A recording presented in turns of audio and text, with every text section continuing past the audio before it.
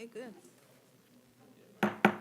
Good evening, everyone. I'd like to call to order our meeting of the Citrus Heights City Council for June 11, 2025. And I'll start with Councilmember Middleton. Have we done the flag salute for you for a while? It's been a bit. Let's have you do it. Please stand for the flag. I pledge allegiance to the flag of the United States of America and to the republic for which it stands, one nation, under God, indivisible, with liberty and justice for all.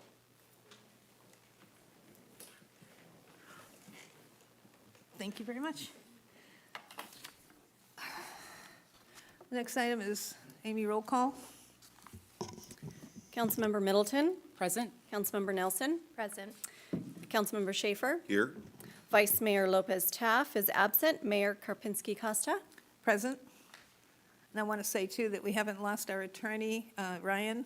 We have Mr. Drexel here to take his place, just for tonight. Good evening. Thank you.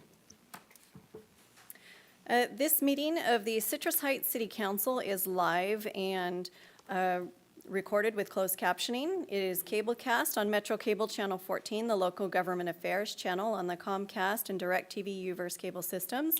It is also live streamed at citrusheights.net. Tonight's meeting replays on Monday, June 16th at 9 a.m. on Metro Cable Channel 14, and this meeting can also be viewed on the city's YouTube channel. Next item, please. Next item is approval of agenda. Move approval. Second. Moved and seconded. All those in favor, say aye. Aye. Aye. Unanimous passage. Next item. Next item is presentation number 4, Proclamation of the City of Citrus Heights proclaiming May 17th, 2025 as its inaugural participation in Big Day of Service. I was going to have Vice Mayor Lopez Taft do this because she and I were present there, and she's not here tonight, so I thought I'd do it. Who do we have representing? We have Brad Squires and Carol and Steve Balco.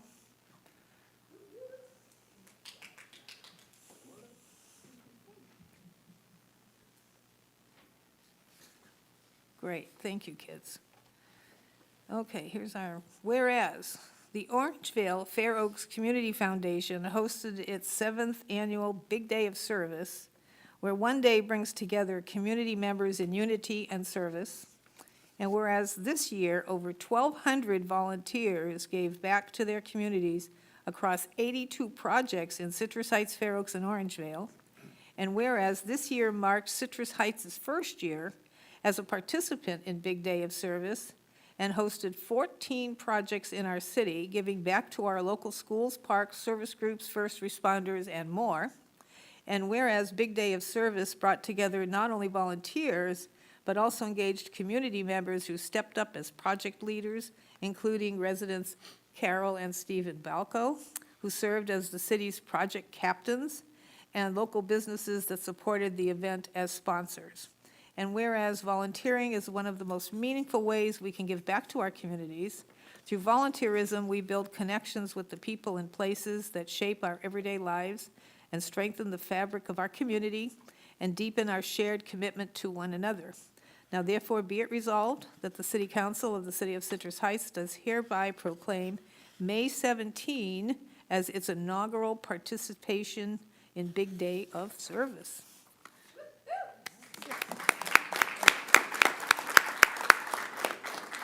Would you like to speak? Sure, would you like to? Nope. Okay. I'm Brad Squires, and we are super thankful. I'm the CEO of the Orangevale Fair Oaks Community Foundation and the founder of the Big Day of Service. 7 years ago, we were really excited to include Citrus Heights this year. We, as you said, had over 1,000 volunteers, 1,200 volunteers show up this year. And it was cold. It was a little chilly in the morning, but it ended up being a beautiful day.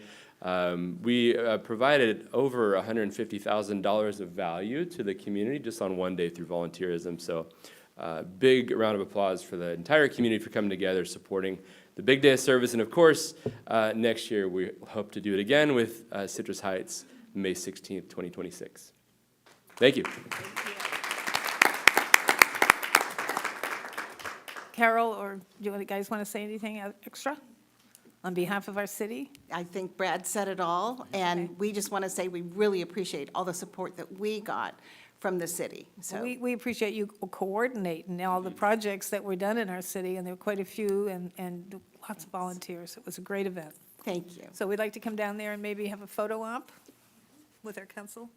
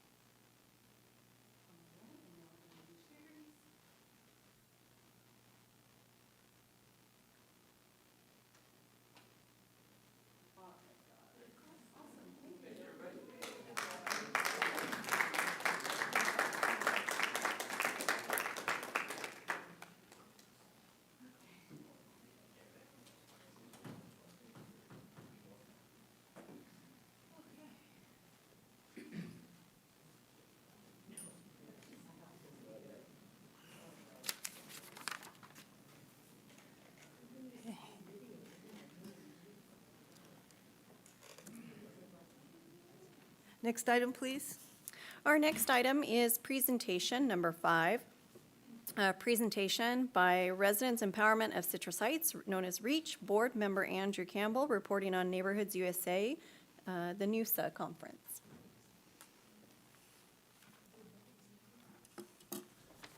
Good evening, Mayor and council members. I might have a presentation.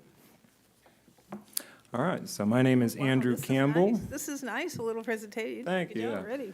I come from Neighborhood Area 4, and I am the secretary on the REACH board. And I recently had the great privilege of attending the 50th annual NUSA conference in Jacksonville, Florida. Next slide, please. Just some fun facts to start out with. Jacksonville is the largest city by area in the continental United States, and it has over more than 1 million residents.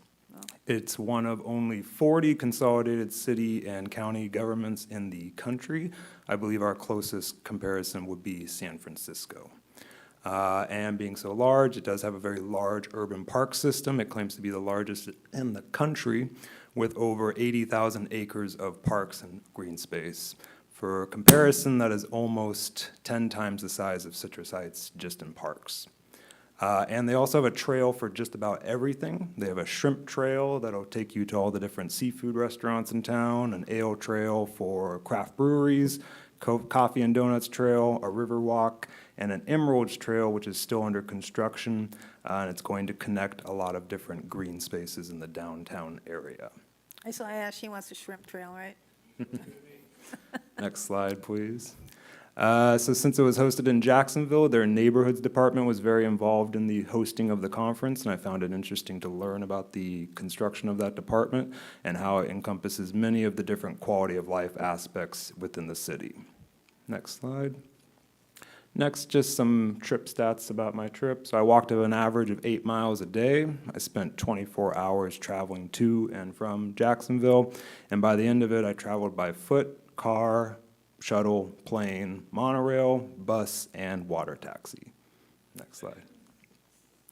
So I attended all the workshops and presentations when I was at the conference. They range from entry-level topics that were kind of like just getting your neighborhood started to more plug-and-play programs that could be brought back to the city and the neighborhoods.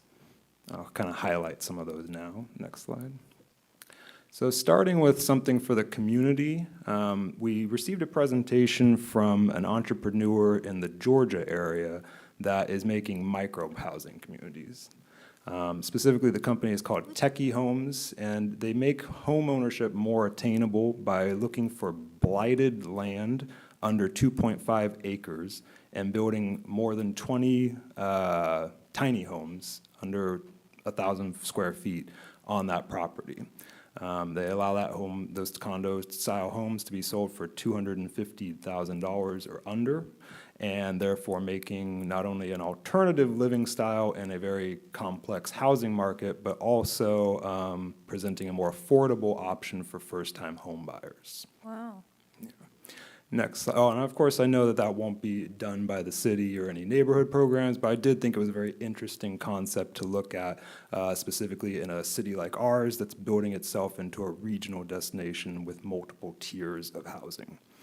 More specific for the city, and definitely the highlight of the conference, was the tool lending program out of Red Rock, Texas. Next slide, please.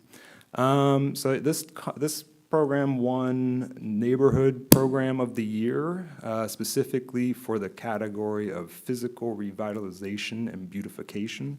Obviously, something very popular, a very popular topic in Citrus Heights right now. So specifically, the way the program works is the city buys a ton of tools and makes those tools available for residents and volunteer groups to borrow free of cost.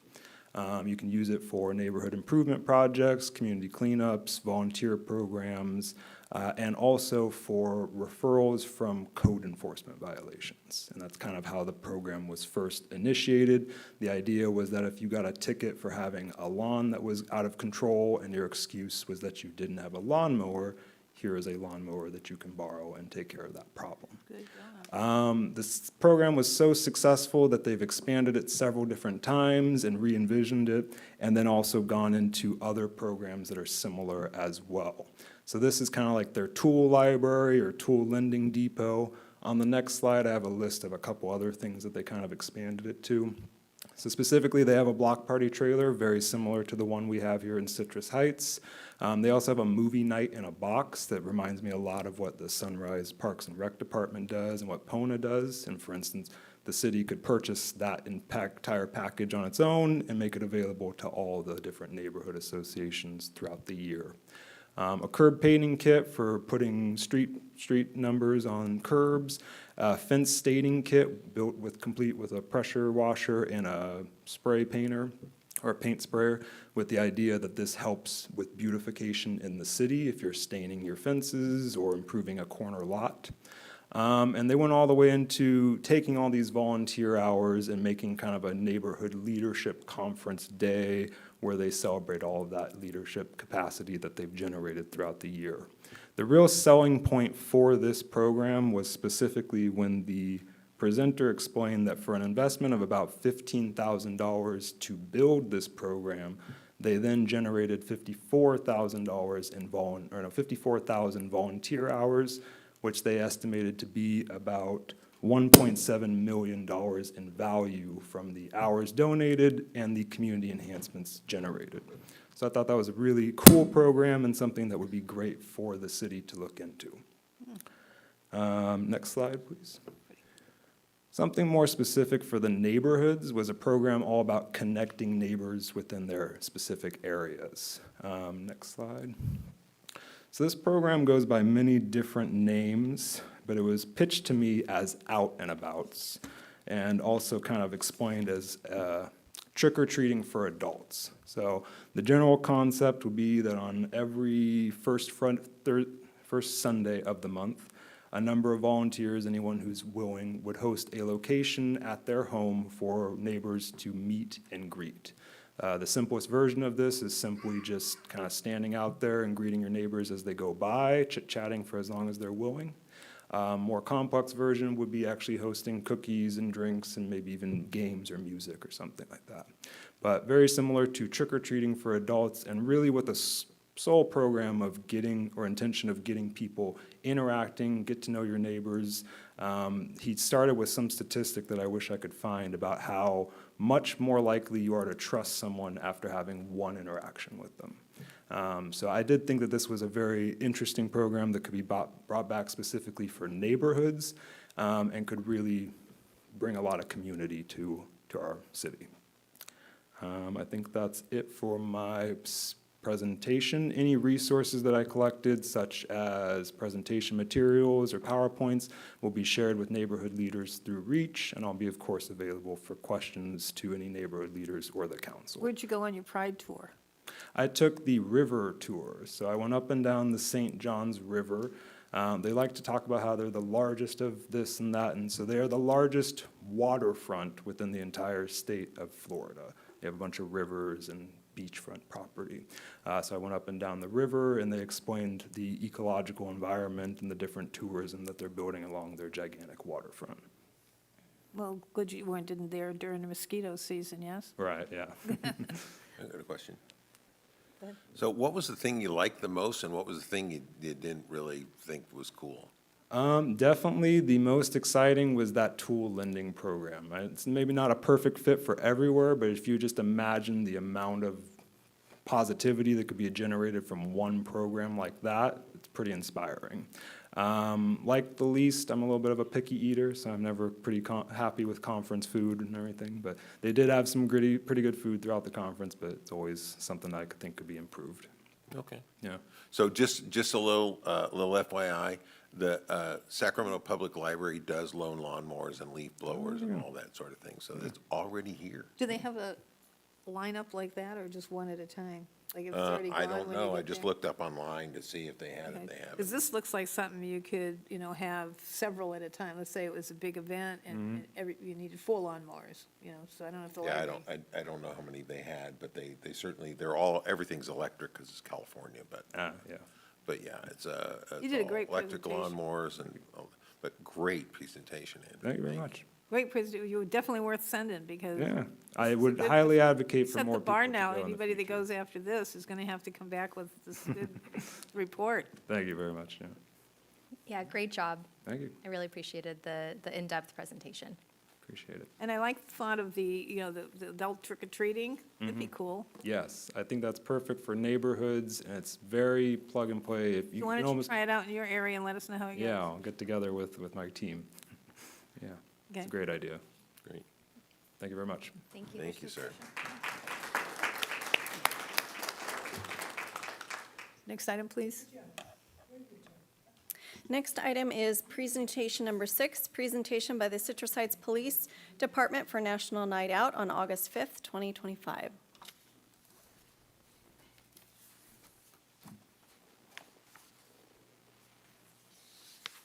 Oh, this was his thing. Oh, that was good.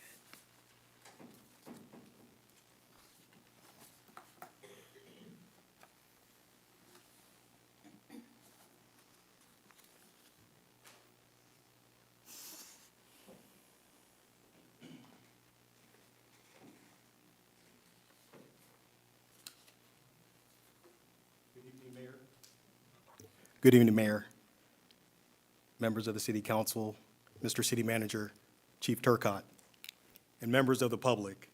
My name is Sergeant David Jones. I am our sergeant that's assigned to the Citrus Heights Police Department's Problem-Oriented Policing Unit. I'm here this evening on behalf of the Police Department to extend a warm invitation to our community event of National Night Out. This is going to be held on the first Tuesday of August this year, on Tuesday, August 5th, between 6 and 9 p.m. Imagine a night where your neighbors came out, introduced themselves, shook hands, greeted each other, and were just able to connect. Imagine how much more safe you would feel in your neighborhood if you knew the people that lived to your left, to your right, behind you. I know that I have limited time. If you don't know the person to your left or right or behind you, take 10 seconds. Just shake their hand, introduce yourself. Go ahead, please. Hi, friends. Hi, Portia.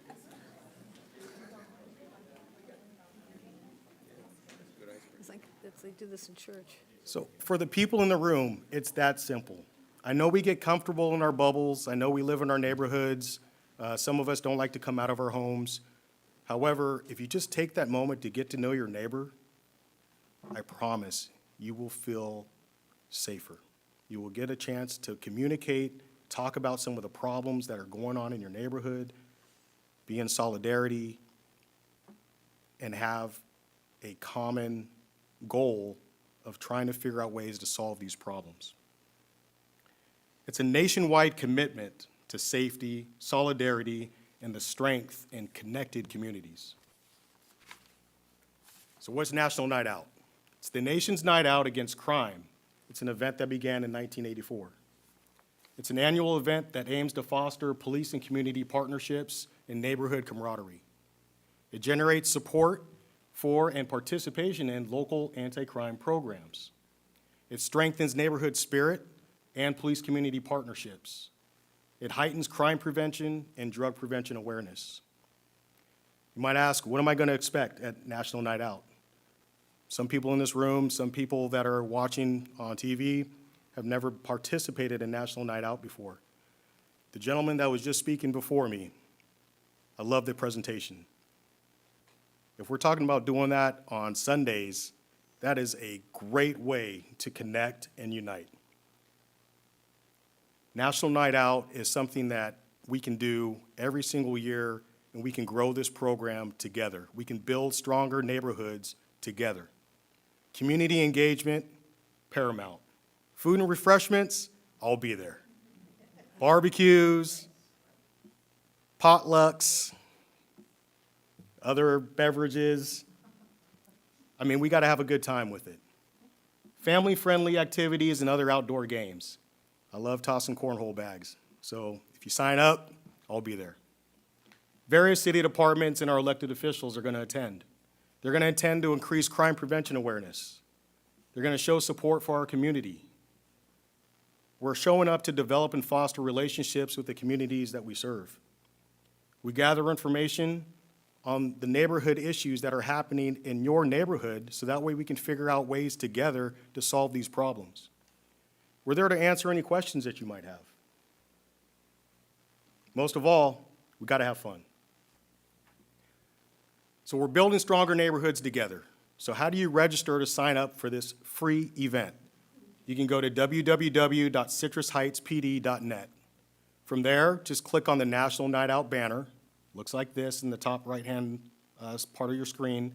There's even a QR code to make it really easy, where you just put your phone on and scan the QR code. It'll take you right to how to sign up for the event. We're going to ask simple questions about maybe how many people are going to be there, where's the location, what your name is, what's the address, and whether or not you actually want the police to show up in the first place. If you want us there, we'll put a group together, we'll show up.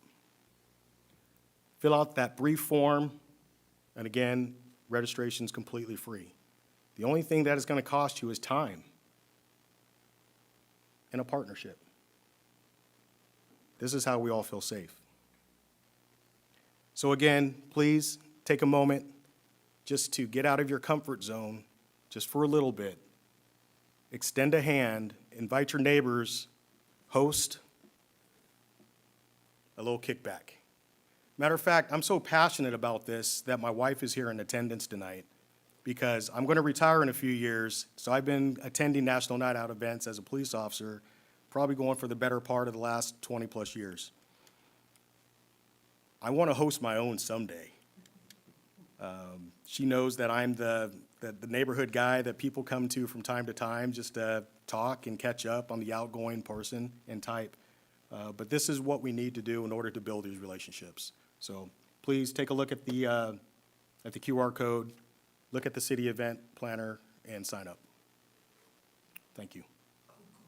Thank you very much. You know, the days, they used to have just one street would just kind of put a bunch of chairs out in front of somebody's driveway, and they'd sit in a circle and beverage in hand and just hang out. And so, and if anybody needs mosquito repellent, I'm going to leave a lot at City Hall, and so you can pick up some. I'll leave it with Jordan at the front desk. When I go next week, I'm getting a lot for our Stars and Stripes event. And so I'll bring mosquito repellent if you need that. And then if we bounce around, I usually have some with me when we visit the various sites. But last year we didn't have that many, because our council members try to do those in our districts first, and then we end up going to Chasen's because it's, you know, got the most food. And so But, you know, you don't have to have a lot of food. I mean, it's just nice to get together as a neighbors. And the more the merrier, so you can have different streets. The neighborhoods can have things, but different streets, you know, courts, a whole court. Just sit out there and enjoy each other. And I appreciate all the work you're doing. I got a comment. I'm sure you do. Okay. Go ahead. All right, thank you, Mayor.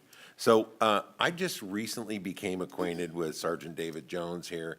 He's been with Citrus Heights Police Department since 2006, as I recall, right? That is correct, sir. And, you know, I'm familiar with him because I see him, he's part of the Honor Guard for posting for many of the events. And I recognized him right off the bat, but I never really got an opportunity to chat with him. This presentation that he's just made is exactly how he comes across as a person. Super friendly and just really well done and really welcoming, and thank you so much for a great job. Thank you. Really, really was wonderful to hear from you. Thank you. Thank you. I'll echo that. Yeah, fantastic presentation, Sergeant Jones. I appreciate it, and I am very much looking forward to our National Night Out on August 5th. Thank you.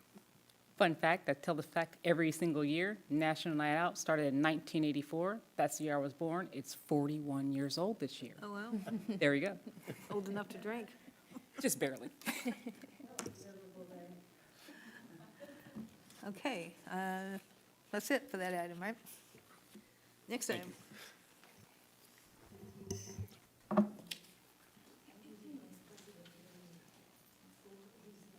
The next item is public comment, and if you wish to address the council during the meeting, please fill out a speaker sheet and give it to the city clerk or my colleague here to the right.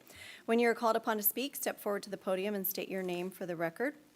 Speakers are limited to 5 minutes each, and the mayor has the discretion to adjust the allotted time. There is a countdown display that will flash red at the end of the allotted time. Consistent with the Brown Act, the council is prohibited from engaging in a discussion or taking action on any item not appearing on the agenda. And I do have 3 speaker sheets, and I don't know if he's still here, but Richard Neely.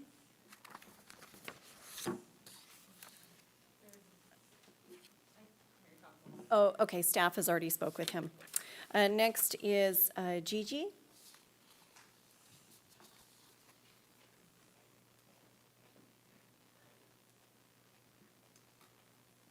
Hi, y'all. Mayor, hi, council members. I'm here to share an exciting update on the CH40 Arts District project, a project that represents a long-held dream for Citrus Heights artistic community and aligns with the city's goals for art enhancement. The vision for this district began to take shape 3 years ago when we went to NUSA. And we were inspired by the potential of art districts and, painted crosswalks to transform communities. To further refine our vision, we recently visited Denver's renowned art district, and we were deeply impressed about how they used art to energize and enhance the city's identity. We believe that the CH40 Arts District can achieve similar success here in Citrus Heights. The vision is now becoming a reality. I'm thrilled to announce that our first mural is being painted. It was started today by a talented artist, homegrown, and her name is Amy, and it's going to be on the Ciro's Pizza Wall. The second mural will begin on Friday, and we have several other exciting projects lined up to follow shortly thereafter. I'm also pleased to share that the City of Citrus Heights is sponsoring the murals at Dark Heart Brewery, furthermore demonstrating the city's commitment to this initiative. This initiative is also a collaborative partnership with Tom Romeo, the creator of Bear Paw brand. He owns multiple shopping centers along Historic 40, also known as the Lincoln Highway. Tom's dedication to our community and his investment in these spaces are essential to the district's success. I also want to acknowledge that the city's consistent support in partnering together. By partnering together, we are demonstrating how collaborating between the city, nonprofits, local businesses, and the arts community can create great things. In addition to these partnerships, We are also actively promoting the CH40 Arts District through various channels. We are advertising with the Sentinel, ensuring that our message reaches a wide audience. Also, I had an interview regarding the CH40 Arts District that aired on KFBK this morning. And I was told by Mark that it generated a lot of buzz and a lot of support within the community of listeners. The CH40 Arts District is more than just murals. It's about creating a destination, attracting visitors, and fostering a sense of pride and community. It's about celebrating the unique character of Citrus Heights and providing a platform for local artists to show their talent. We believe that this project will not only beautify our city, but also contribute to its economic vitality and cultural enrichment. We are excited about the future of the CH40 Arts District and the positive impact it will have on Citrus Heights. Thank you for your continued support and belief in this vision. We look forward to sharing more updates with you soon. Thank you very much, Gigi. Our next speaker is David Shelton.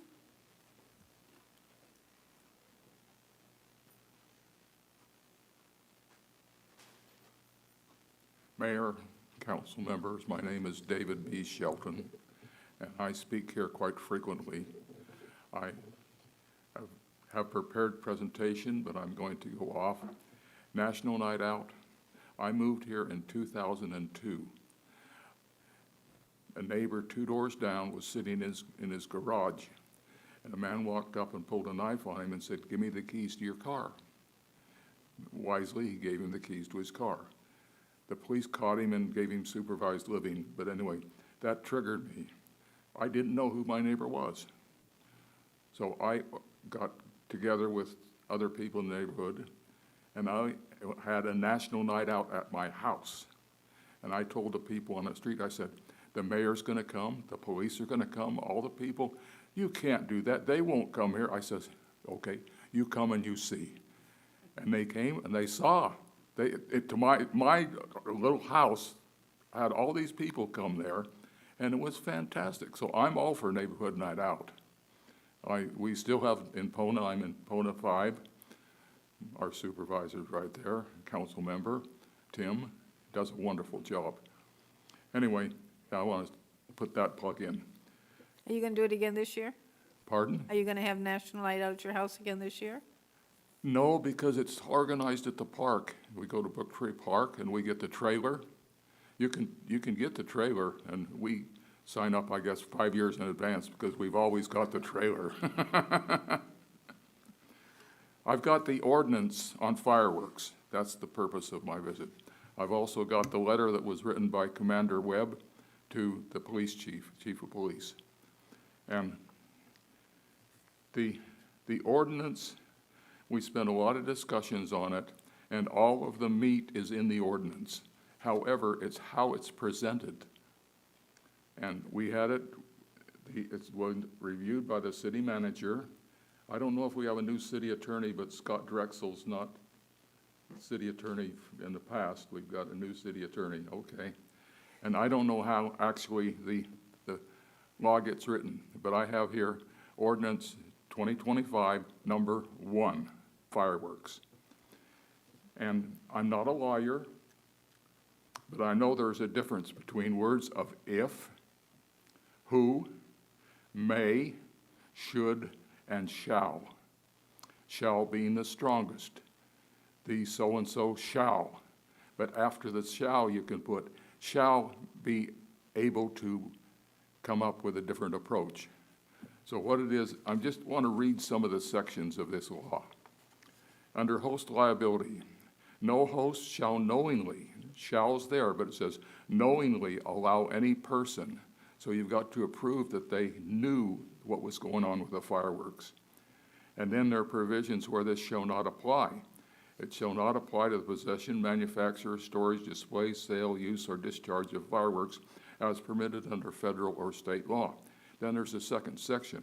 A host who, okay, here's the word who, indicates and initiates contact with law enforcement, and they ask law enforcement that they want to have a firework display at their property. If they request this assistance from law enforcement, and later on there was a complaint about the fireworks at their house, they're exempt from being responsible for it. Different twist. Next, the host shall aid or abet any person violating of this provision of this chapter, if he or she knows of the other person's unlawful purpose, specifically intends to, or does not in fact aid, facilitate, promote, encourage, or instigate the other person's violation. So that to me indicates that it's going to be hard to prove who's responsible. Also, within this, it came up with what they call a responsible person. We never talked about a responsible person, but a responsible person is the one who ends up getting in trouble. And the first time they do it, it's a misdemeanor, it's a slap on the hat. If they arrest him and take him downtown, he's out in an hour, because we don't keep people in jail anymore in California. We let them go. It takes the second conviction. Now, the second conviction, you think it would be, okay, that's interesting. But let me read you about what it takes to prove a responsible person. Again, I'm not a lawyer, so I could be totally off base. And if I am, I would like you to let me know. Can you I wrap now it have up? Can you wrap it timeout. up, or That's good. why don't you send your comments to us, and we'll forward it and see if there's some changes that need to be made for next year. Okay, I can do that. Thank you. Thank you.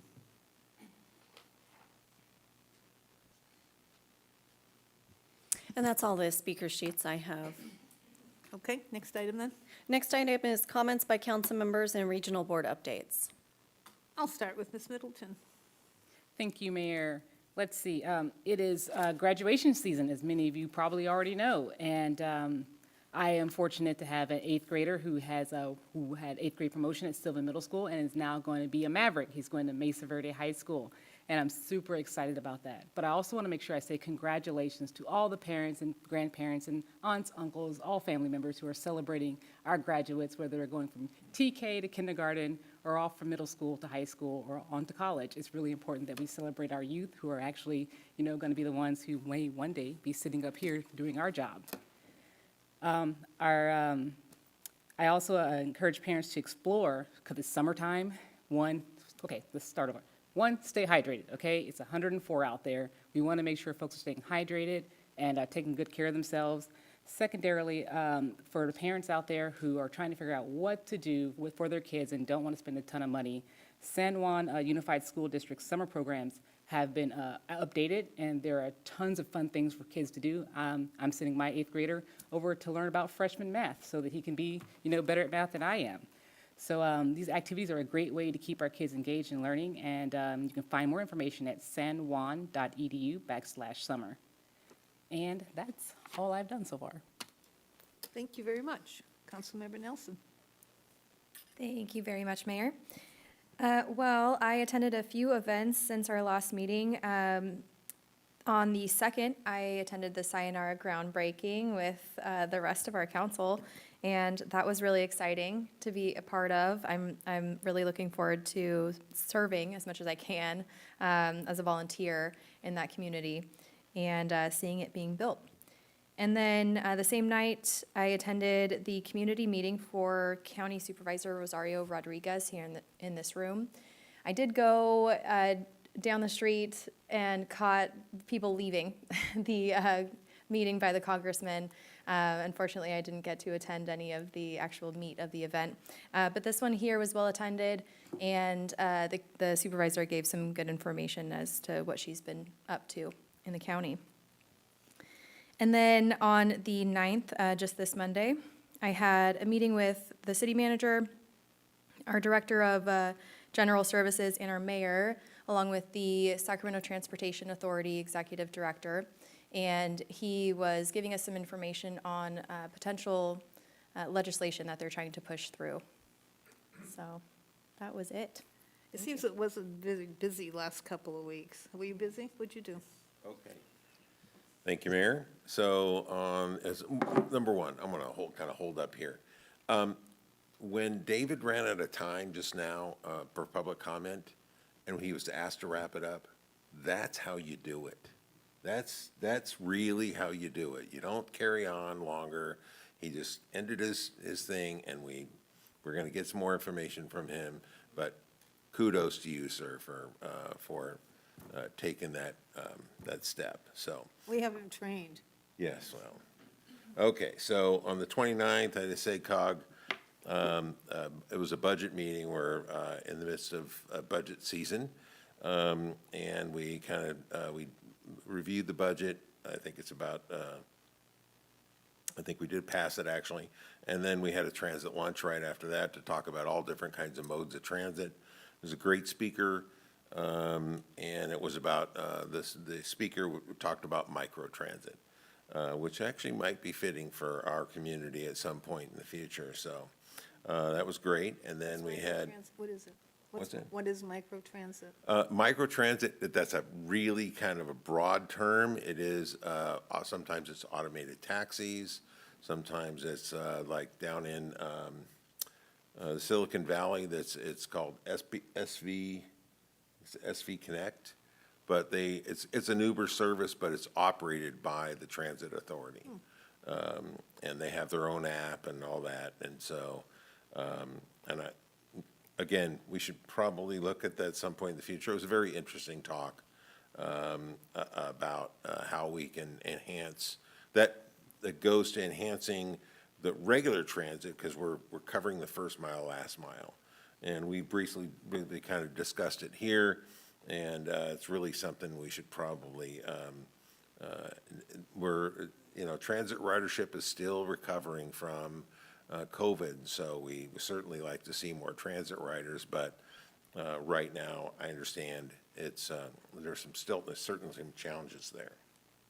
It was on the 29th, and on the 2nd, I went to the CINR groundbreaking, but I was really tight on time there because I had a 10 a.m. SACOG Policy and Innovation Committee meeting, and that's where we kind of get briefings on what legislation is going through the state legislature and things like that. It's because it's kind of an important meeting.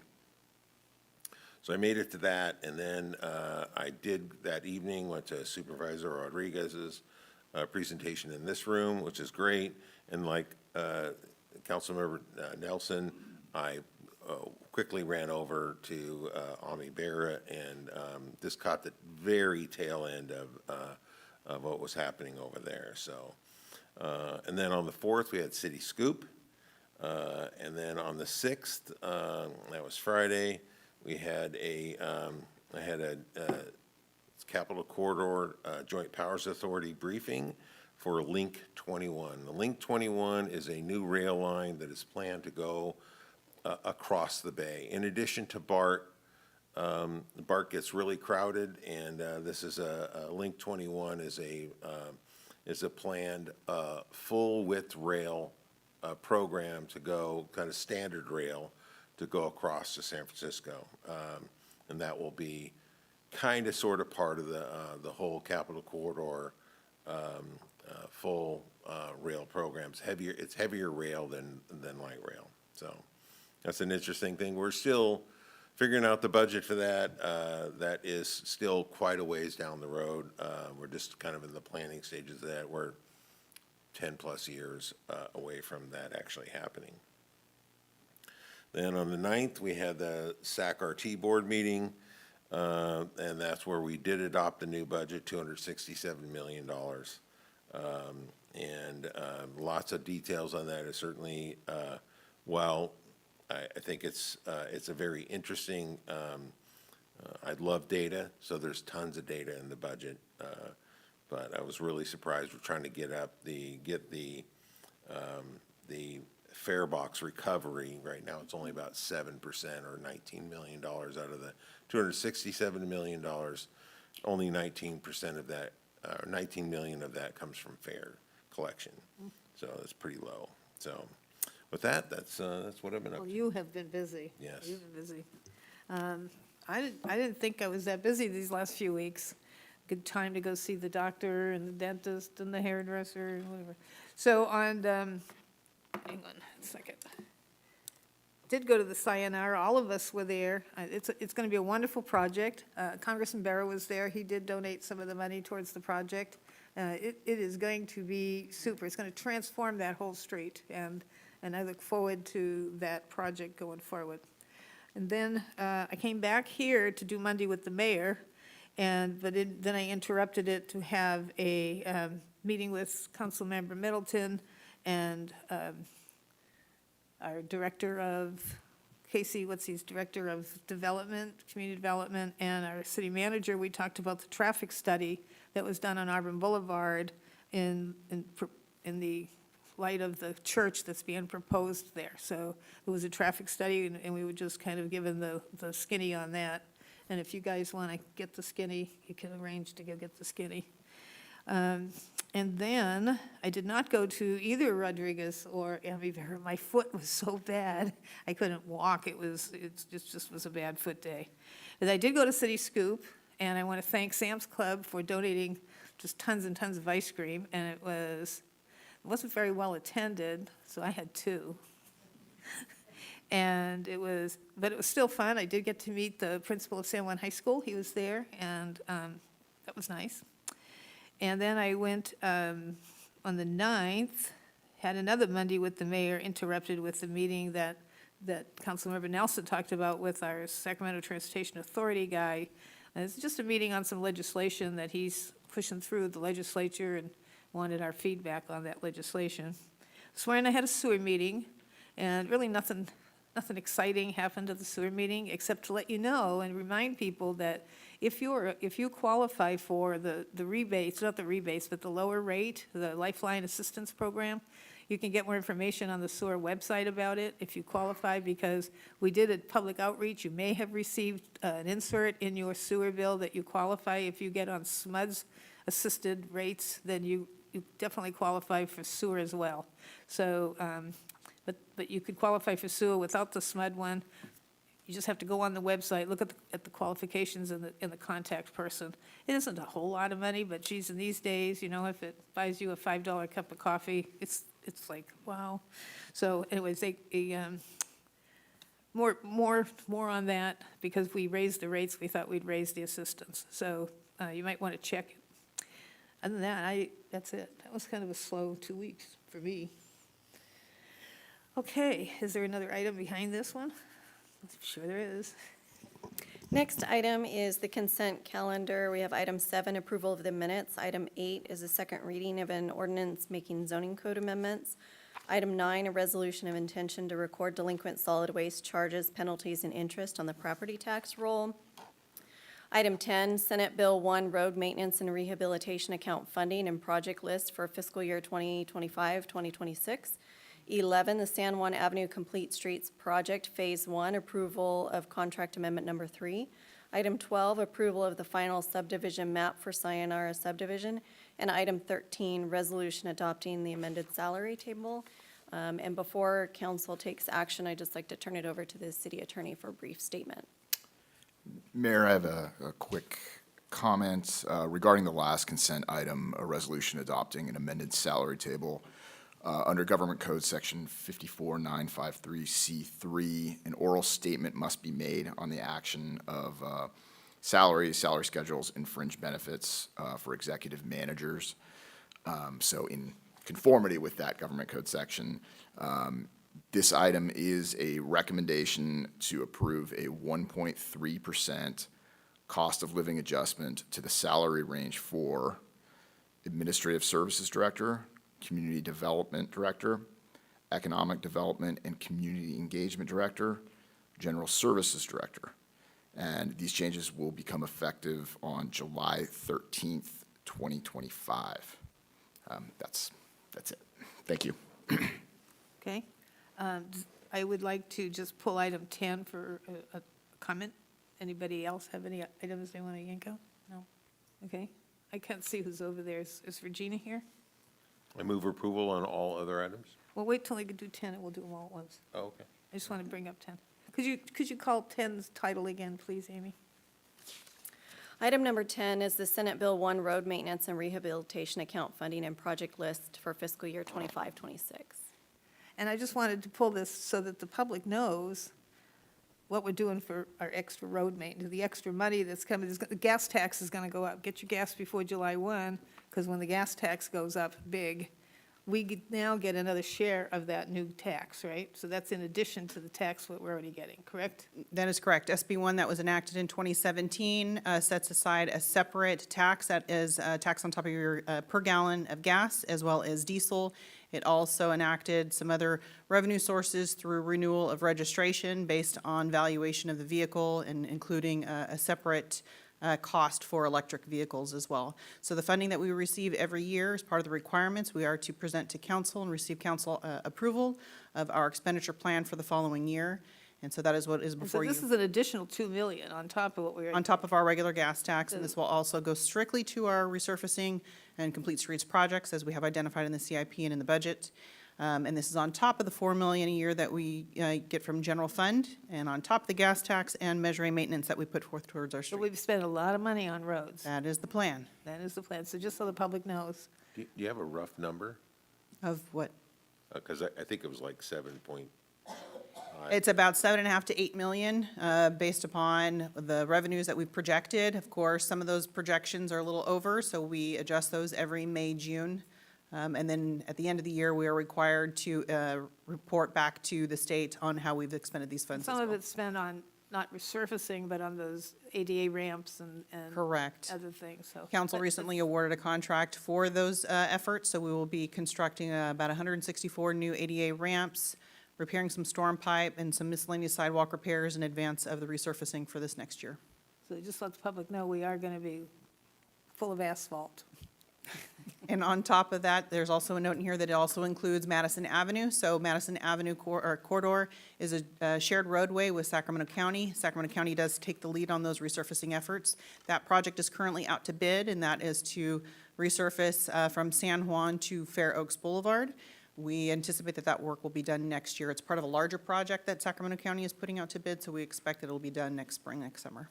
Fantastic. Anyone have any comments on this item? Not to put you on the spot, but we approved last year on June 27th for Dewey Drive to be done, and we're still kind of waiting on that. We expect that work to be done in July. We do have a change order with our contractor with JPB, and we expect that work to be done shortly after Sunrise is completed. Great, thank you. Okay, No other any comments on 10? Okay. Now you can move all the items if you want. I'd like to move approval on the consent calendar. Second? Okay, all those in favor say aye. Aye. Okay. Next item, please. Next item is public hearing, item number 14. The subject is amendments to adopt master fee schedule. The recommendation is to adopt a resolution amending the city user fees and converting certain fees for services from a flat fee to actual cost. Okay, so this is a public hearing, and first we'll get a staff report. Good evening, Council. Alberto Preciado, Finance Manager. Good to see you. Staff is proposing some changes to our master fee schedule. These changes were shared with the council member and the Finance Committee between May 12th and 16th this last month.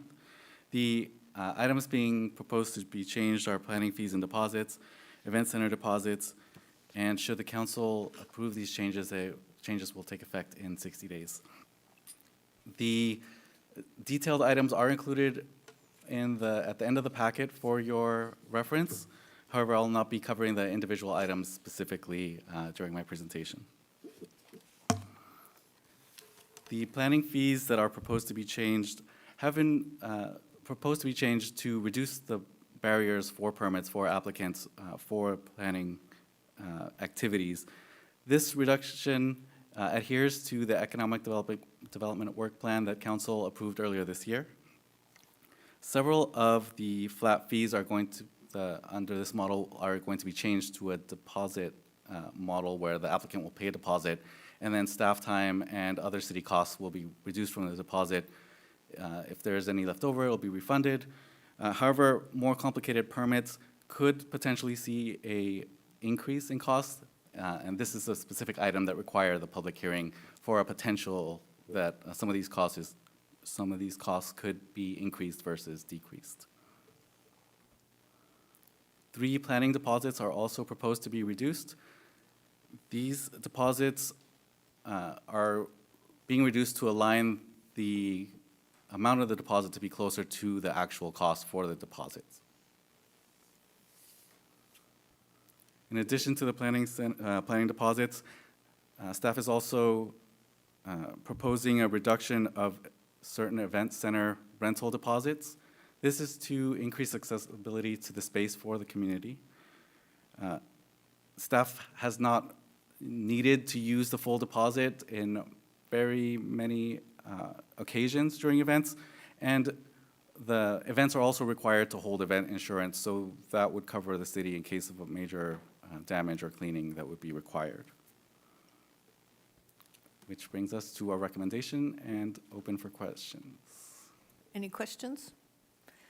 I have a question. For event insurance at the event center, do you provide your prospective renter a list of places they could call to get quotes for their insurance, or do they have to go out in the market and look? Because I would, if I had to get event insurance, I wouldn't even know where to start.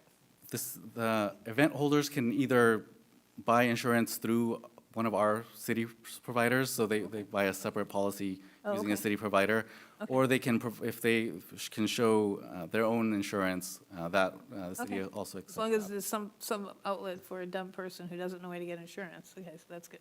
So before, I've called my homeowner's insurance and gotten a rider, a single-day rider for that. Oh, really? And it's really not expensive. Okay, It's pretty reasonable. okay, that sounds good. Any other comments or questions? Okay, then we're going to open the public hearing. Any public want to comment on this master fee schedule plan?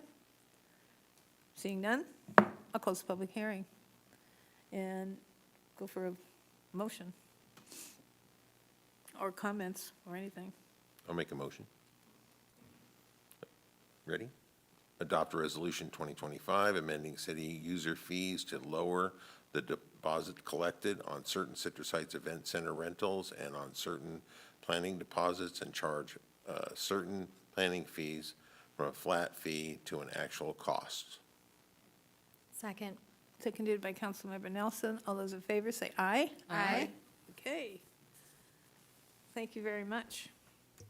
Next item, please. Next item is regular calendar, item number 15. Subject is fiscal year 25-26 and fiscal year 26-27 biannual budget adoption. And the recommendation is to approve a resolution approving the budget for fiscal years 25-26 and 26-27. Approve a resolution establishing an appropriation limit for fiscal year 25-26. And approve a resolution approving the 5-year capital improvement program for fiscal years 25-26 through 29-30. Okay, who's over there? Susan, I suspect, is over there. I can't see very well, so. No worries. Good evening, Mayor, council members. Susan Talwar, Administrative Services Director, here to present to you the biennial budget adoption. And I think City Manager Feeney had some comments. Yeah, thanks, Director Talwar. Good evening, Madam Mayor, members of the City Council. Excited to make a few comments as we open up this item where we're proposing adoption of our biennial budget. This is a second biennial budget that our executive team has prepared with the larger organization of our staff team's input. We've got a great system on our budget preparation where we really focus on our actual cost, take careful analysis of any additions that are proposed. And the budget really is a statement of council priorities and values which come from the community. That's the approach we've taken to our last budget, and we've carried that forward as we propose this budget for your consideration for adoption. I also want to speak to kind of a little bit about the process on how we've gone about this. It's started probably back in November or October. So it's something that takes some time to prepare, and there's a lot of careful consideration, as I mentioned earlier. The council's also very involved in this process as well. We've rescheduled a strategic planning retreat, and we've held it, a number of years now in March in advance of consideration of a budget, because then the budget can be informed by that strategic planning retreat if there's anything that would potentially impact the budget. So it's a very strategic way of going about things, if you will. In addition to that, once we have the proposed budget vetted internally, we then meet with individual council members to talk about the budget, work through the revenues and expenditures plan, talk about any, additions to the budget and the why behind those, and really kind of vet those even in just in individual meetings. Thereafter, it's reviewed by the Finance Committee for their review and any recommendations that they have that would be then considered by the entire city council. A budget workshop is held here in the public. That was done on May 28th. Very thorough presentation where each department head also reviews their own individual budget and any kind of proposals that they're coming from their department and explain the purpose behind those, the why behind those. So there's a lot that goes into getting ready for our biennial budget adoption. We had a very thorough presentation for you on May 28th. Director Talwar will go back through a number of those items that were discussed previously, but certainly we're looking forward to getting your comments and hopeful adoption of this budget, which will really kind of help set the chart for the next 2 years. And of course, with the budget, we do have a number of check-ins. We have kind of our mid-year check-in. We also have a mid-cycle check-in with the council where we review how we're doing on the budget relative to revenues and expenditure expectations. So it's something that we definitely take a lot of pride in reporting back to the city council on as well, and also speaking to how we're looking at long-term from our fiscal health for our organization to ensure that we're able to continue to provide city services consistent with those priorities that are established by the council. And we heard about some of the paving priorities that we talked about earlier tonight, and certainly that's carrying forward in this budget as well as a number of other community priorities and commitments that are important to the council and the community. So I want to thank Director Talwar, all of the staff team that were involved in this effort, and also thank the council for your efforts as we get this before you tonight for consideration. So with that, I'll turn it back over to Director Talwar for the presentation. Thank you. So before we go and look forward and discuss our next 2 years, I did want to make note that in front of you, you have a booklet, which is the popular annual financial report. So just as we have a budget in brief, which is the mini version of a budget book, we have this PAFR, which is a mini version of our larger annual financial report. So that's our history, a look back in time before we go into looking ahead in time. And it is available on the website, plus there are some copies in the back here for anyone who would like to take one home with them. So our fiscal year, we are discussing tonight our fiscal year 25-26 and 26-27 proposed budget. We will focus on the general fund, which is our larger fund, and then dive into our other city funds, discuss our capital improvement program and appropriations, all of which are as part of the resolution for adoption tonight. As City Manager Feeney mentioned, our budget approach, it definitely aligns with our strategic focus areas as our number one guidance. We are maintaining a balanced budget, and the team continues to be fiscally prudent. You can see that as you look back, just in the PAFR, in front of you, that we have been able to have some significant savings. We do remain focused on infrastructure improvements, as Director Cave just mentioned, and then we are sustaining our long-term needs through community-identified priorities and aligning our operational needs to support near-term needs as well. So as mentioned, our all-city funds, if you take a look at everything, our general fund is our largest fund, and that essentially helps support all of our other funds. So we have our capital improvement funds, which is your streets, it's infrastructure improvements, it's the building improvements, and then we have our special funds, and those are specific and restricted, only use for, those revenues are used for those expenditures, and then our enterprise fund as well. Looking at all city funds for fiscal year ending in 26, our total city funds, we will have an anticipated revenues about $99.7 million, and with an expenditure of $98.2 million. So there will be a net positive there going into our general fund predominantly. And then if you see just down at the very bottom there, we do have our $4 million transfers out for streets. And similarly, for fiscal year '27, we are projecting about $88.7 million with an expenditure of $87.6 million, and also our transfers out for the $4 million that we continue to maintain our streets. So, general fund proposed budget. Just looking, taking a deeper dive here, our revenues, we are projecting about $46.1 million with expenditures of $44.6 million, with a proposed operating surplus of about $1.5 million. And then for '27, we have about $46.9 million in revenues and projecting about $45.7 million in expenditures. So that's giving us an operating surplus of about $1.2 million.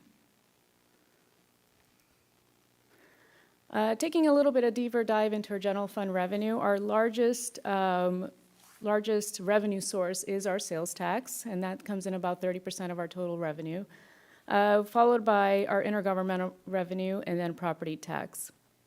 And then we have our charges for services, and out of other, our largest one out of there is use of money, which is predominantly our interest investment revenues. And those make up about 82%, those 5 categories that I just mentioned.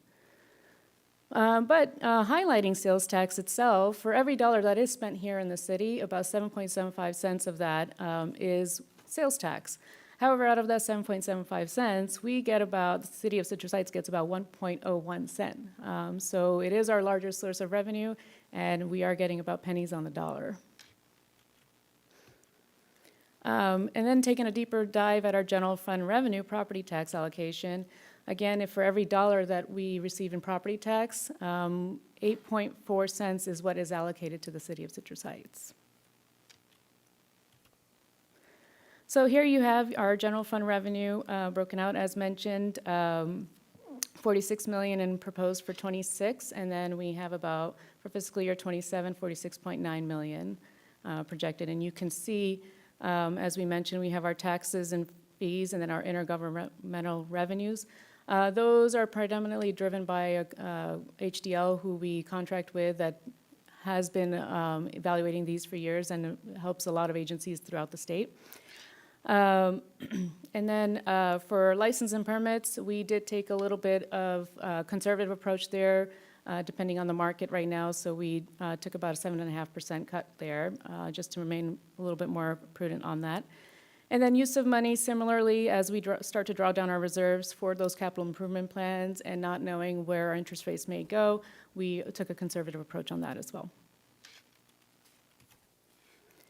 So our general fund proposed operating expenditures, there you'll see each of the departments with their total expenditures. We did include a vacancy factor, which was new this year, and that's based on trends that we have had here in the city on staffing and just normal turnover. It is about a 5% vacancy factor just on salaries, so also a conservative approach. And as you may recall, at the May 28th meeting, we were averaging about 8.9% vacancy factor. And typically, you'll see a budget approach is about 6 to 10%. And then we have our transfers out to reserves, and similarly, that's transferring out to our replenishment reserves. So that's for infrastructure improvements, building improvements, so that we can build on and use those as needed. So if you look at this by department, police is our largest, and that they also do hold most of our FTEs at about 146 FTEs. Then we have administrative services, and there we have a lot of the support funding for your benefits and such as well that are included in their insurance. And then we have general services. At the May 28th City Council meeting, City Council requested a more detailed breakdown of the police department's budget.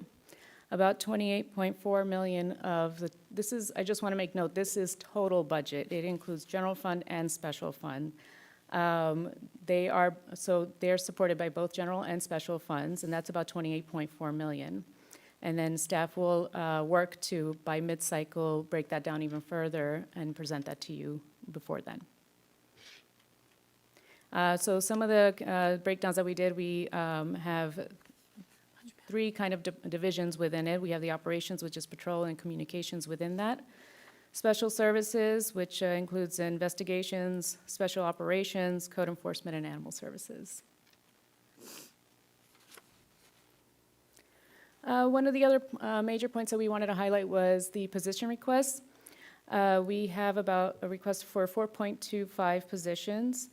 The general fund impact is about net $46,000 additional in expenditures, and then special funds will result in a $60,000 savings.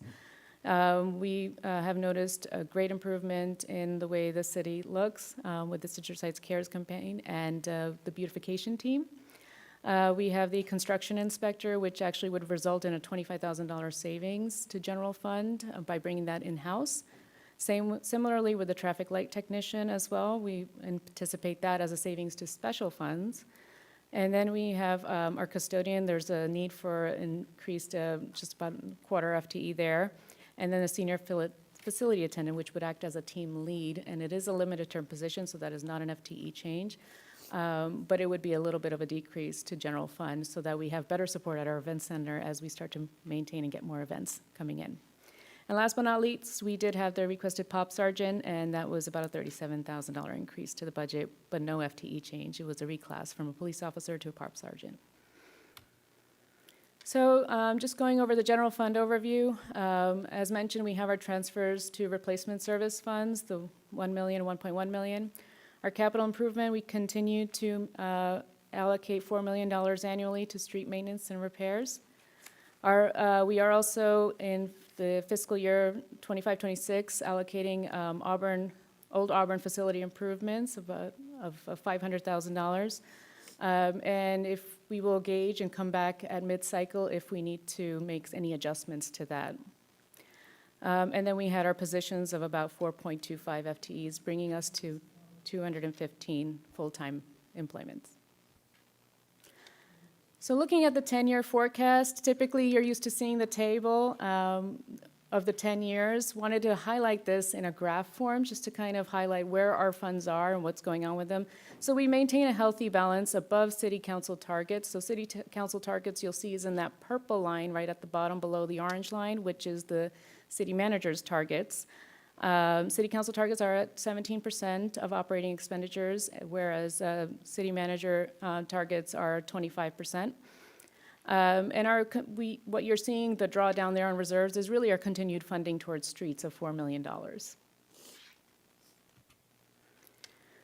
Finance Committee reviewed all of this on May 12th and 23rd. There was a recommendation for an allocation of neighborhood area funds for consideration. So current approach where staff is proactively issues neighborhood area funds.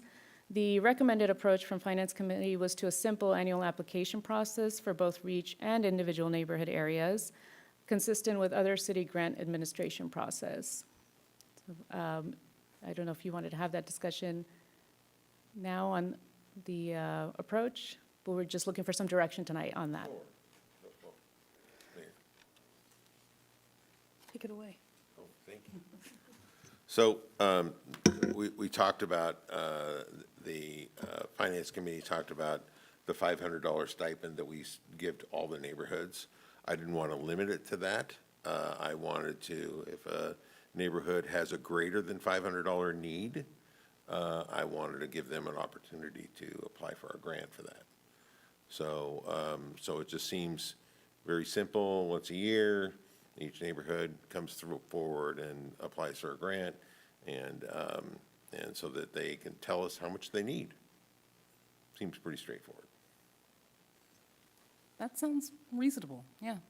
It kind of matches all of the other nonprofit applications that we get. You'll develop a application, for us to fill out as neighborhoods, and then there's a couple more parts to that. So at the end of the year, what you don't spend, you account for how you spent it. So there is more of an accounting than what we do now. And we require that of all our other nonprofits to tell us how they spent the money they got from us. And then they give back what they don't use, so the same thing will happen to the neighborhoods. If they don't use it, it comes back to the general fund. So that's all part of it's not in this bullet, but that's all part of the. That's correct. We will work with Director Huber on coming up with that application process. It's in the staff, all that's in the staff report. That's correct, Madam Mayor. That was all in the staff report for the budget workshop and in the staff report too. And we'd have an application process, simple application like we do with our other Yeah, if everybody's treated the same. grant processes. And if somebody didn't use all the funds they requested, to Councilmember Schaefer's point, if someone said, oh, we have $750 instead of $500 in expenditures, and they said, oh, at the end of the year, we only spent $400 and gave back, $350, it doesn't mean that the following year they couldn't apply for $750 again. right. It would just be, Right. more of an application process explaining what the expenditures are, and if there's funds that weren't used, they go back to the general fund, and the following year is a new application with some accounting there. Well, the advantage too for REACH and for like Area 10 is that we're not considered government funding if it's a grant, it's a grant thing, whereas if you just kind of say, here's some money, then basically you are kind of looking at a government contribution. So the grant process is nicer for the nonprofits. Well, again, it doesn't limit It doesn't limit anything. you're not limited to $500 if you And have if a you want to use it project for you wanna NIP money, do, then you we just dip into the NIP. Oh, that's a good one. So if you have a NIP project, then that can be just part of a process as well, right? Yeah, we have a neighborhood improvement program application as well that would be if someone had a neighborhood improvement project separate and a part of this this is administrative. just for These administrative funds were more for administrative needs. pizzas That's at what the they've meetings, traditionally been yeah. used Or if you want to do a for. mailing or. Exactly, you have a that mailer kind that of you want to stuff. send out, or, Mailings, you cannot do a mailing for $500. I mean, there were some of the ideas that were presented from the Neighborhoods USA conference. If a neighborhood wanted to, pursue something that was more, getting the word out about an upcoming event, that would be something like a mailer or some other idea that may be put forward. So, we could certainly, if it's the will of the council to move forward with the finance committee recommendation, we could, put together a simple application, to make it so. It'll require a little bit more work on the behalf of the neighborhood areas in REACH, Yeah. but there's potential to receive more than $500 a year. So I think that's a really good way to go. And if a neighborhood is dark, the money never leaves the city. Yeah, great point. Good. I think we have consensus. I think we have consensus. Thank you. So I'd like to review the appropriations limit. So this is typically calculated in May of every year for the following fiscal year. So this year specifically, we are speaking about fiscal year ending in '26, and then we would come back around at mid-cycle for the second year. The appropriations limit is limit of 74.2 million, and we are subject to the limit of 39 million. So we have basically what's remaining is about 46%. We are well below it and within our means. And looking at the capital improvement program, that's the next item, the third item that we had on resolution, which is the state law requires the city to prepare a capital improvement program. It covers 5 years, and the program we are funding right now is the 2 years of the 5 years, first 2 years. And it is consistent with the city's 2-year budget. The CIP does not allocate funds beyond that. It is used as a planning tool, utilizing revenue projections as well as outlining secured funding where applicable. So this is just a brief overview. In fiscal year '26, we're looking at about 31.7 million, and fiscal year '27, we're looking at about 21.3 million in expenditures for capital improvement program. So with that, I'll take any questions, and we have our recommended action for tonight. Any questions? Questions? What a tough job this was for you guys to do, and you make it look so easy for us. I think this book, Popular Annual Report, I've always been impressed with it. I carry it with me, and so if anybody has a question, it's generally, and then the other one that you put out, the little 1-pager, 2-pager one, it's really cute. But this is nice. It has a little history of Citrus Heights, meet the council. Urge everybody here to grab one on your way out. You'll be the first in your neighborhoods to have it. And I want to thank you for this and for that and for that. So, some motions, please. I have a comment. Oh, now he has a comment. Now I have a comment. I just want to say that, thank you very much. This is really simple and easy to understand. The days of the multi-million-dollar surpluses are kind of over. We're now in a stable budgetary process. I like that. It's very predictable. When we have big surpluses, that means that money should have been allocated to the standard budget that apparently, for whatever reason, didn't get allocated there. So this allows us the most flexibility without having these big surpluses, and I thank you very much for this. We have an entirely new team working on this, and it's very clear that it's very easy to read, and I love no surprises. And it includes all the projects that we set in our strategic planning goals. Everything's covered in there, and anticipated that these are the goals that we set as a council at our strategic planning, things we wanted to see accomplished, things we want to get done. And we're going to show the community that we stick by our guns, we plan our spending, we stick to our budget, and you're going to see that we're good stewards of your money, which is what our city manager wants. So that's good. Great. Okay. Thank you, Ash. Now can I have a motion? Yes, I'll give Is it. everybody done speaking? I'll do the motion. Everybody done speaking? Okay. I'll split them with you, though. Okay. Okay, so I'll do the first one. Adopt Resolution 2025, a resolution of the City Council of the City of Citrus Heights, California, approving the budget for fiscal years 25, 26, and 26 and 27. Second? Moved and seconded. All those in favor, say aye. Aye. Your turn. I would also like to move approval to adopt resolution number 2025, a resolution of the City Council of the City of Citrus Heights, California, establishing an appropriation limit for fiscal year 25 through 26. Second? Second by Councilmember Middleton. All those in favor, say aye. Aye. Portia, your turn. Okay, It's Portia's turn. No, it wasn't. It was Tim. No, he did one. I'll do it. I move we adopt resolution number 2025, a resolution of the City Council of the City of Citrus Heights, California, approving the 5-year capital improvement program for fiscal years 2025, 2026 through 2029, 2030. I'll second that. Second. I'm going to second that one. Okay. All those in favor, say aye. Aye. Okay. Not us fighting over resolutions. Well, everybody got a chance to nominate one. Okay. Is there another item? Next item is regular calendar item number 16. This is appointment to fill a vacancy on the Planning Commission. This was Oleg Shishko has resigned from the Planning Commission. He was individually appointed by Councilmember Schaefer. So this evening, Councilmember Schaefer desires to appoint Scott Kaufman to the Planning Commission, which is subject to ratification by the City Council. And so his application was provided, and I'm happy to answer any questions. Is he here? He's here. He's in the back. Can we meet him? Yes, come on forward.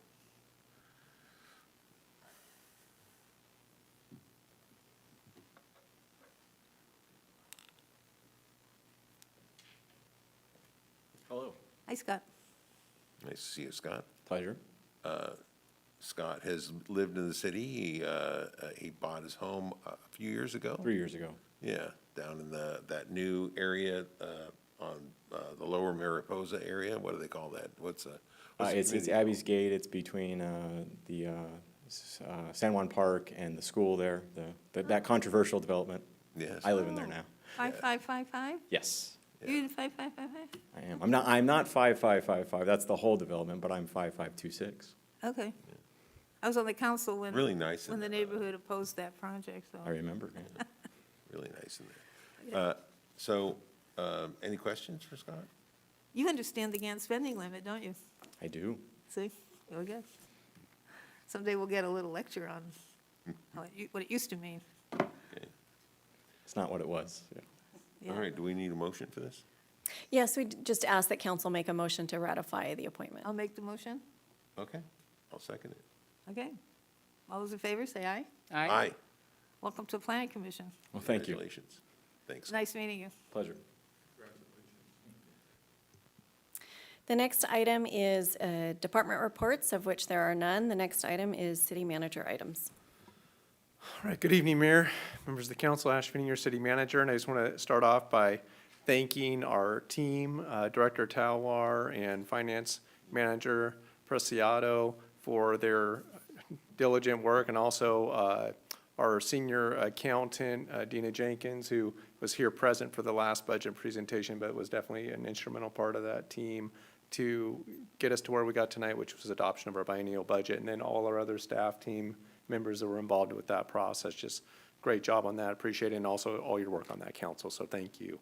I've got just a couple of slides tonight. One of them, we have the Gap Trail project, and this is the Gateway Activation Project, where it's filling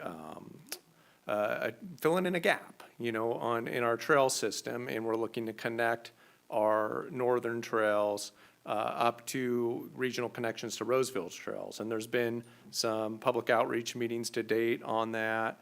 We do have an active survey that we're looking for additional feedback on by June 17th.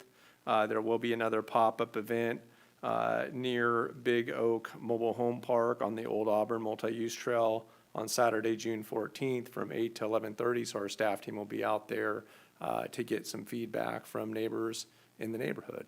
So nice day for a walk, and you can provide your feedback, and you can see there's a link on this slide to the survey there. We will also be having, I think it's at the next, is it at the next meeting, City Clerk Van, that we're going to be having our workshop here at the City Council? Yes. Yeah, so at our next City Council meeting, we'll also be having a workshop with the council to talk about, what we've heard from the community and some various options for consideration. So we encourage the public to attend these events, and certainly when we have this before the council, come have your voice heard. And then, as Director Talwar presented, we have our popular annual financial report. It's on our website. We have it, it's at citrusheights.net. Looks like I've got a little formatting with the link, but if you go to finance, financial reporting, popular annual financial report, it'll absolutely be there. And we'll probably put a header on our website too, we have our kind of flashing wallpaper headers up top to make sure that there's a nice link to that. But great document, really breaks down last fiscal year for the financial report for 2024. And then as soon as we have our budget and brief adopted for our upcoming budget that's just been adopted, we'll make sure that that's available on the website and have printouts available for the community as well. And that concludes my updates. Thank you, Mr. Feeney. Next item? Next item is items requested by council members or future agenda items. Any items? No, none for me. Items? Well, I had one, and I'm just going to briefly speak it, and then I think I'm going to try a different mode. And my concern is, because there's not a whole lot of audience today, is that in the summer heat, we do offer cooling areas for our unhoused, but not for their pets. And so I just think that, the pets need to be welcome into a cooling place, and we don't have any for them. And so I was appealing to the community to come up with thoughts and ideas, or people they may know, businesses may know, churches they may know, rules. We have to have rules, I'm sure. I'm happy to donate crates if that's what it takes. And so the thought of, 110 degrees and a dog that's, whose owner is probably carrying warm water, and a dog who's panting and his little feet are touching, his little paws are touching the hot pavement. And I know that the bus is free to downtown Sacramento where they can get cool, but I still think that we should, as a community, have more compassion for our unhoused pets who live with their unhoused owners. So I don't know how many there are. I don't know how many pit bulls there are. I don't know any about it, but I know there's one lady that wears her cat around her neck because she has a cat, and the cat is usually in a carrier. So Tippy, she's got a tip on her end of her tail, so she got to be Tippy. And she may be watching, and so hopefully we can find some ideas from our community on what we can offer. And that's my thought. So are you asking for a workshop? No, we just got to find ideas. So if we can present ideas to Hart or to the chief, ideas that if we see a pet that's struggling with his owner, we can say, here's a cooling center, we're here for you.